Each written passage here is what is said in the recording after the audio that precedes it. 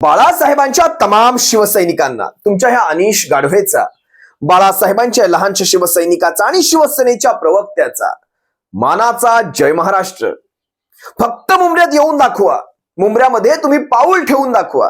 अशा वल्गना करणारा, अशा गमजा मारणारा या शिंदे टोळीचा प्रवक्ता नरेश मस्के याची काय दयनीय अवस्था झाली तुम्ही सर्वांनी पाहिली. कुणाच्या प्रोटेक्शन मध्ये बसला होता तुम्ही सर्वांनी पाहिलं. पोलीस प्रोटेक्शन सोडूनच द्या, भलत्याच प्रोटेक्शन मध्ये हा बसला होता. तुम्ही जर तो व्हिडिओ पाहिला नसेल तर तुमच्यासाठी तो व्हिडिओ मी पुन्हा लावेल. या नरेश मस्केने, ज्याची एवढी देखील लायकी नाही, ज्याची दीड दमडीची लायकी, त्या नरेश मस्केने शिवसेनेच्या पक्ष प्रमुखांवर, उद्धव साहेबांवर अरेतुरेची भाषा वापरावी, एकेरी भाषा वापरावी. शिवसैनिकांनो लक्षात घ्या, उभ्या महाराष्ट्रातला शिवसैनिक, लाखो करोडो शिवसैनिक या नरेश मस्केला रोज पाहतो आणि विचार करतो, हा माणूस आहे तरी कोण. ठाण्याच्या 3 गल्ल्यांच्या बाहेर याला कोणी ओळखत नाही. मी आता 3 गल्ल्या यासाठी केल्यात कारण 3.5 गल्ल्या पण मला दिसत नाहीत. ज्या प्रकारे त्या मुंबऱ्यातलं वातावरण आम्ही पाहिलं, पोलिसांचे आभार माना नरेश मस्के, आणि तुमच्या टोळीला माझं सांगणं आहे, त्या पोलिसांचे आभार माना. 150 घरांमध्ये सुतक पडण्यापासून वाचवलं.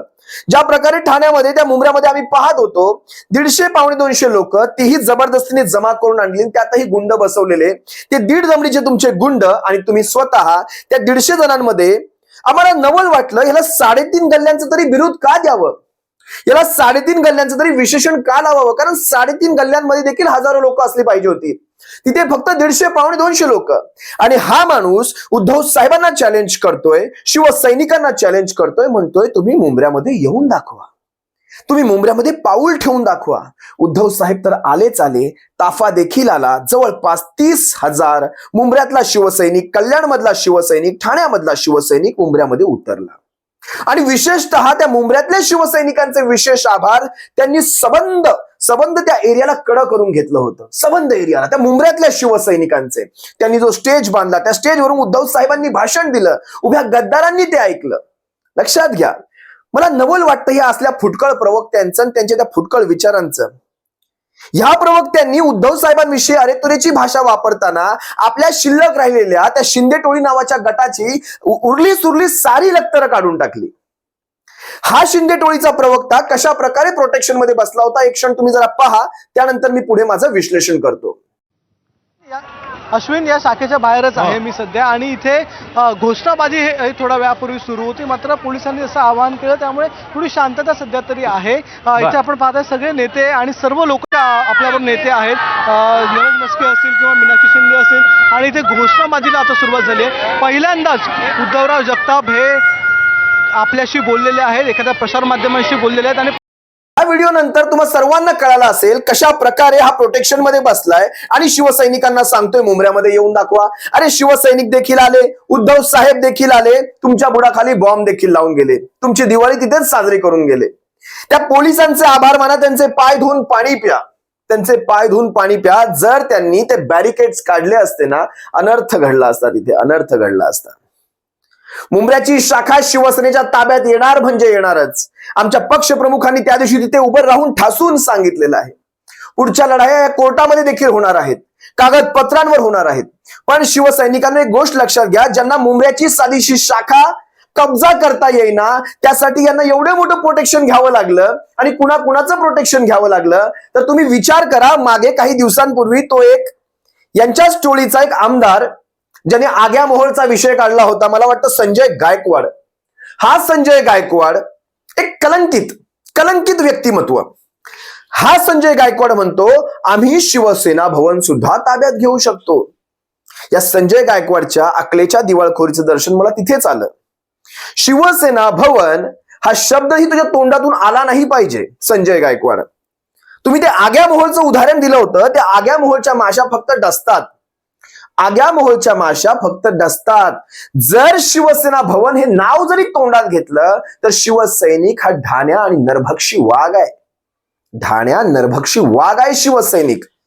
इतर ठिकाणी तुमची ती चापलुसीगिरी आम्ही बघितलीत, पण जर कधी नजर त्या शिवसेना भवनावर किंवा तुमच्या तोंडात कधी शिवसेना भवन हे नाव जरी आलं तर शिवसैनिक हा ढाण्या नरभक्षी वाघ आहे. आणि नरभक्षी वाघ हा कायम नरडीचाच घोट घेतो. नरभक्षी वाघ हा काही गवत खात नाही, हा नरडीचाच घोट घेतो. शिवसैनिक हा ढाण्या नरभक्षी वाघ आहे. त्या आग्या मोहळच्या माशा चावल्या तरी माणूस सुजून निघतो, माणूस परत घरी जात नाही. ज्या वेळेस कधी तुमच्या मनात असले काही विचार येतील देखील ना, फक्त घरीच सांगून यायचं की पुन्हा येणार नाही म्हणून. लक्षात ठेवा, शिवसेना भवनाचं नाव घेताय, घरी सांगून यायचं पुन्हा घरी येणार नाही म्हणून. माझा रामराम, अंतिम रामराम आजच घ्यावा, आमचा अंतिम रामराम आजच घ्यावा, आम्ही काही परत घरी येत नाही, हे लक्षात ठेवायचं. शिवसेना भवनाच्या अख्खा पुढून मागून सगळून सुजून काढेल शिवसैनिक, सुजवून काढेल. यांची मी काही उदाहरणं घेतली. यांनी मुंबऱ्यामध्ये ते एक उद्धव जगताप म्हणून एक ज्येष्ठ वरिष्ठ शिवसैनिक आणून बसवले. म्हणे त्यांच्या नावावर शाखा आहे, त्यांच्या नावावर काही कागदपत्र आहेत असं म्हणे. शिवसेनेमध्ये एक प्रथा आहे, शिवसेनेच्या शाखा या मध्यवर्ती कार्यालयाच्या किंवा जिल्हा शाखा या मध्यवर्ती शाखेच्या नावानेच असतात. पण शिवसेनेत एक अशी प्रथा आहे, जिल्हा प्रमुख असेल किंवा विभाग प्रमुख असेल मुंबईसारख्या महानगरांमध्ये, किंवा शहर प्रमुख असेल, यांच्याच नावावर शाखा केल्या जायच्या. एक जबाबदार व्यक्तिमत्व म्हणून ही शिवसेनेतली जुनी प्रथा आहे. मुंबईत देखील हेच चालतं, ठाण्यात देखील हेच चालतं, संबंध महाराष्ट्रभर हेच चालतं. शिवसेनेची नावा एक व्यक्ती म्हणून जिल्हा प्रमुख, शाखा प्रमुख, शहर प्रमुख या महत्वाच्या पदांवरच्या व्यक्तींच्या नावे केल्या जायच्या. आता अचानक हे 96 वर्षांचे गृहस्थ येतात आणि हे म्हणतात माझ्या नावाने शाखा आहे. तुमच्या नावाने शाखा आहे याचा अर्थ असा नाही की तुम्ही त्या शाखेचे मालक आहात. दिघे साहेबांनी तुमच्या नावावर, कारण एका व्यक्तीचं नाव तर ठेवावं लागतं, तर कुणाचं नाव ठेवायचं, एका व्यक्तीचं नाव हे ठेवावं लागतं. पण शाखा याची मूल मालकी ही मध्यवर्ती शाखेच्या नावाने असते किंवा जिल्हा शाखेच्या नावाने असते. या अशा प्रकारच्या वयोवृद्ध माणसांना घेऊन येऊन आता विचार करा, 96व्या वर्षी त्या माणसाच्या मनामध्ये कुठलीही लालसा नसते, पण तरी देखील 96व्या वर्षी आज तुम्ही कदाचित मीडियाने त्यांना विचारलं असेल तुम्ही स्वतःहून आलात का, ते हो म्हणणार, कारण त्यांच्या मागे काय ससेमिरा लावलं असेल हे तुम्हाला मला माहित नसेल. पण 96 वर्षाची व्यक्ती तिथे आणून तिच्या आडून तुम्ही जे तुमचे राजकीय खेळ खेळता हे लांछनास्पद आहे, दुर्दैवाची बाब आहे. तुम्ही ज्यांच्या प्रोटेक्शन मध्ये बसलात त्यानंतर तुम्ही अशा वयोवृद्ध माणसांच्या पाठीशी लपून त्यांच्या खांद्यांवर बंदुका ठेवून तुम्ही खेळ खेळणार असाल तर तुमची लायकी तुमची मर्दानगी दोन्ही आम्हाला कळाली. ठाण्यामध्ये एक साधं उदाहरण घ्या.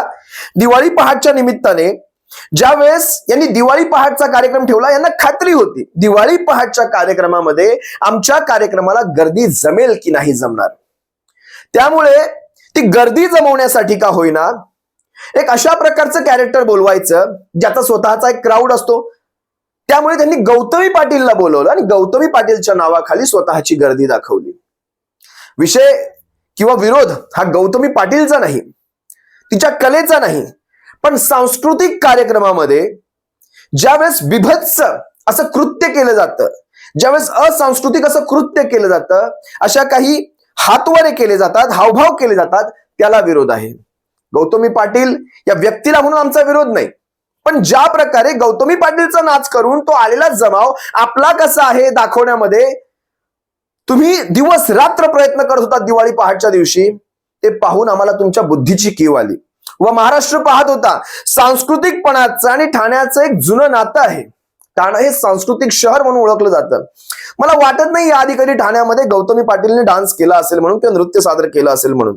ठाण्यात मुख्यमंत्र्यांच्या उपस्थितीमध्ये ज्या पक्षाचं, ज्या टोळीचं ठाण्यामध्ये किंवा मुंबई महाराष्ट्रामध्ये सरकार आहे, त्या सरकारच्या प्रमुखाच्या म्हणजे मुख्यमंत्र्याच्या उपस्थितीमध्ये अशा प्रकारची नृत्य सादर केली जातात. तिथेच आपल्याला कळतं ह्यांचा वैचारिक दर्जा किती खालच्या पातळीला गेलेला आहे.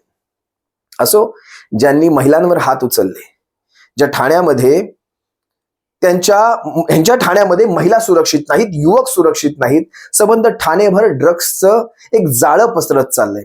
फारच लवकर ह्या गोष्टी मी तुमच्या सर्वांसमोर घेऊन येईल. यांच्या सगळ्या गोष्टींच्या बारीकात अगदी खोलात जाऊन ह्या ड्रग्सच्या, विशेषतः लेडीज बारच्या असतील, डान्स बारच्या असतील, या सगळ्या गोष्टींची पोलखोल शिवसेना एक वादळवर उभ्या महाराष्ट्राच्या मीडियावर लवकरच होणार आहे. पण लक्षात घ्या, ज्या सुसंस्कृत ठाणे शहराची ओळख दिघे साहेबांचं ठाणे शहर किंवा बाळासाहेबांचं शिवसेनेचं ठाणे शहर म्हणून असायची, ते ठाणे शहर आता ड्रग्सच्या विळख्यात चाललंय. खुलेआम ड्रग्ज इथे विकले जात आहेत, खुलेआम. पोलीस प्रशासनाचे हात का बांधले गेलेले आहेत मला माहित नाही, पण ज्या प्रकारच्या घटना ठाण्यामध्ये वारंवार घडतायत, अगदी काल परवाचं सुषमाताईंनी ते पुण्याचं उदाहरण दाखवलं. कशा प्रकारे प्रशासनावर यांचा वचक राहिलेला आहे, काहीही वचक राहिलेलं नाही. त्यामुळे ठाण्यामध्ये विशेषतः मला ठाण्याचं एक वाटतं, ठाणे हे आधी असं कधी पाहण्यात आलं नव्हतं. शिवसेनेच्या शाखा कब्जावणं, सणासणांचं निमित्त करून शिवसेनेच्या शाखांमध्ये घुसखोरी करणं. आणि विचार करा, ज्या शाखेवर मुंबऱ्यामध्ये कब्जा केला गेला त्या शाखेवर ज्यावेळेस सरकारी लेटर पाहिलं गेलं तर सरकारकडनं म्हणजे ठाणे महानगरपालिकेकडनं त्यांनी स्पष्ट सांगितलं की ही कारवाई आम्ही केलेली नाहीये. मग एखादी 63 व्यक्ती येते, एखाद्याच्या मालमत्तेवर बुलडोजर चालवते, एखाद्याची मालमत्ता जमीनदोस्त करते आणि त्याला पाठबळ असतं ते मुख्यमंत्र्यांचं. म्हणजे मुख्यमंत्री हे पद जर तुमच्याकडे असेल तर उद्या ठाण्यातलं कुठलंही घर तुम्ही पाडवू शकता. ठाण्यातल्या कुठल्याही घरावर, कुठल्याही इमारतीवर तुम्ही बुलडोजर चालवू शकता आणि त्याच्यावर जाब विचारायला कोणीही नसणार. कारण प्रशासन तुमच्या हातात, पोलीस प्रशासन तुमच्या हातात आणि हे सारे टघे मंडळी, ही सारी गुंड मंडळी जी पाळलेली गुंड आहेत. या शिंदे टोळीचे पाळलेले गुंड हे अति आहेत. ठाण्यामध्ये भयंकर गुंड पाळले गेलेले आहेत. अगदी हे गुंड या मुख्यमंत्र्यांच्या सोबत देखील फिरत असतात.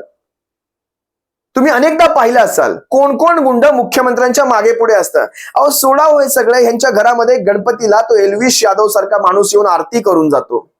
तुम्ही विचार करा, हे अशा प्रकारचे गुंड यांच्या घरात जर येऊन जात असतील, अशा प्रकारचे चर्सी गर्दुल्ले यांच्या घरात येऊन जात असतील तर तुम्ही यांच्याकडनं सुसंस्कृतपणाचा किंवा ती अपेक्षा कशी करू शकता? अतिशय भयानक आणि कठीण परिस्थिती ठाण्यामध्ये आहे.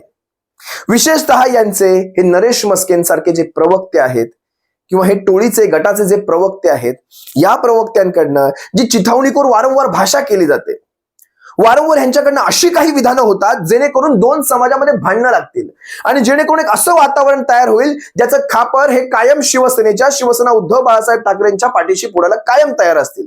अशा प्रकारचं एक वातावरण तयार करण्याचा जो प्रयत्न केला जातो तो अतिशय लांछनास्पद आहे. त्यामुळे जाऊ द्या. ते आता तर महाराष्ट्रातली जनता पण म्हणू लागली, दिवाळीचा सण चालू आहे ना, तर त्या दिवाळीच्या सणातच मी काही ठिकाणी ऐकलंय, उठा उठा दिवाळी आली, या गद्दारांना पाठीत लाद घालायची वेळ आली. उठा उठा दिवाळी आली, गद्दारांना पाठीत लाद घालायची वेळ आली. या अशा प्रकारची विधानं जर सर्वसामान्यांकडनं होत असतील तर शिवसैनिकांना विचार करा, तो दिवस जास्त दूर नाही. 31 डिसेंबर पर्यंत तुम्हाला बऱ्याच गोष्टी पाहायला मिळतील. पण खऱ्या अर्थाने महाराष्ट्र जर या सगळ्यातून कधी मुक्त होणार असेल तर तो 2024 मध्ये होणार आहे. ज्यावेळेस या महाराष्ट्रामध्ये विधानसभेच्या निवडणुका लागतील, ज्यावेळेस या महाराष्ट्रामध्ये लोकसभेच्या निवडणुका लागतील, त्यावेळेस देशही मुक्त होईल आणि हा महाराष्ट्र देखील या गद्दारांपासून मुक्त होईल. एवढंच मी तुम्हा सर्वांना सांगतो. जास्त काही या विषयावर बोलत नाही, पण या अशा गमजा मारण्यापूर्वी, या अशा वल्गना मारण्यापूर्वी जरा आपल्या आजूबाजूला ठेवलेलं पोलिसांच्या व्यतिरिक्त जे प्रोटेक्शन तुम्ही घेतलं होतं वेगळ्या प्रकारचं, ते जरा प्रोटेक्शन बाजूला ठेवायचं आणि मग बाहेर यायचं. तुम्हा सर्वांची रजा घेतो. सप्रेम जय महाराष्ट्र. बाळासाहेबांच्या शिवसैनिकांनो काळजी घ्या. जय महाराष्ट्र.